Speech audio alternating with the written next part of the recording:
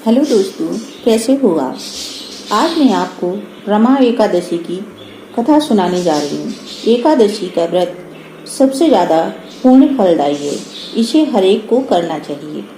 इससे आपकी 10 पीढ़ी ससुराल पक्ष की तथा 10 पीढ़ी मायके पक्ष की स्वर्गलोक में वास करती है तथा वह इंसान भी इस लोक के सुख को भोग कर अंत में स्वर्गलोक में वास करता है। आज मैं आपको कार्तिक कृष्णा रमा एकादशी की कथा सुनाने जा रही हूँ, जो इस प्रकार है। धर्मराज ने भगवान श्री कृष्ण से कहा, हे भगवान, अब आप रमा एकादशी की कथा का वर्णन कीजिए।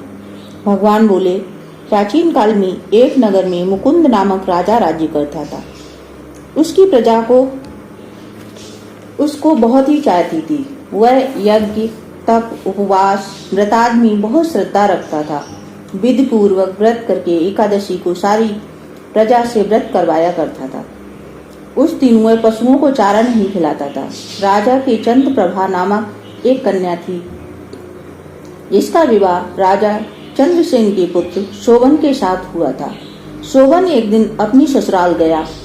उसके कुछ दिन बाद ही कार्तिक की रमा एकादशी का व्रत आने वाला था।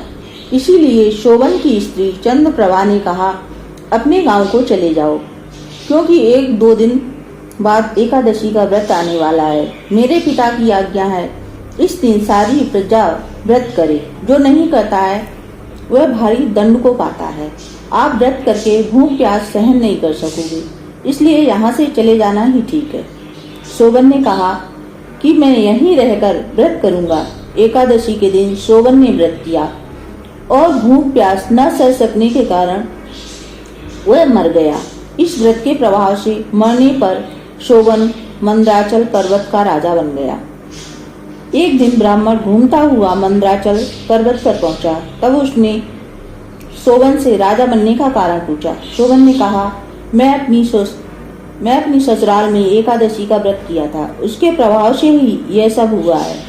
शोभन ने कहा, यदि मेरी रानी चंद्रप्रभा एकादशी का व्रत करके उसका पुण्य मेरे अर्पण कर दे, तो जो उसका फल मुझे प्राप्त हो जाएगा और हमारा राज्य स्थिर हो जाएगा।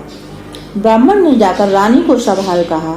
रानी ने रमा एकादशी का व्रत किया और उसका पुण्य अपने पति को अर्पण कर दिया। व्रत के प्रभाव से राजा को उसका फल प्राप्त हो गया और उसका राज्य स्थिर हो गया।